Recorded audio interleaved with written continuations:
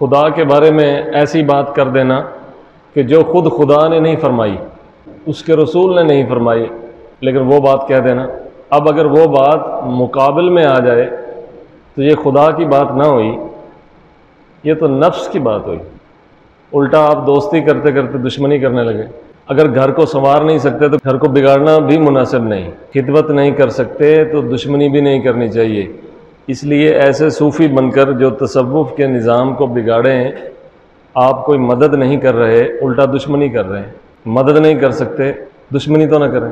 لیکن ایسا ہوا ہے تاریخ میں کہ لوگوں نے بہت اعلیٰ چیزوں کو بھی اس مادی دنیا کے لیے استعمال کیا ہے، اور مذہب ہر دور میں استعمال ہوتا رہا ہے، ملاؤں کے ہاتھوں اور روحانی پیروں فقیروں کے ہاتھوں۔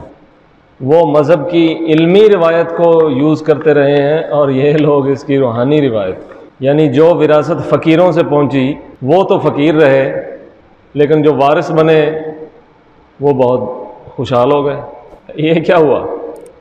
یعنی فقیروں سے فقیری کی پہنچی ہوئی روایت کی بنیاد پر لوگ دنیا بنانے لگے اور امیر ہو گئے۔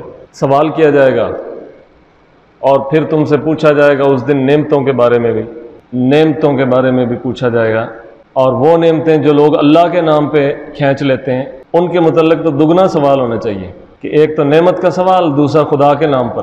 اس میں ان لوگوں کے لیے بھی عبرت ہے جو 4 دن پریکٹس کر کے پیر طریقت بن کے آ بیٹھتے ہیں، یہ ہو گیا، وہ مقام طے ہو گیا۔ کون سا مقام طے ہو؟ تجھے یہ کس نے کہا کہ تیرا مقام طے ہو گیا ہے؟ تو سمجھتا رہا کہ تیرا مقام طے ہو گیا ہے؟ تجھے یہ کس نے کہا ہے؟ تیرے پاس کیا دلیل ہے کہ مقام ہی طے ہو گیا ہے؟ تو ذکر کی پریکٹسز کر کے کچھ لوگ مقام طے کروا رہے ہوتے ہیں، جبکہ انہیں ذکر کرنا صحیح طرح سے آتا نہیں، لفظ غلط پڑھتے ہیں اور مقام طے ہوتے جاتے ہیں۔ بڑی حالت خراب ہے۔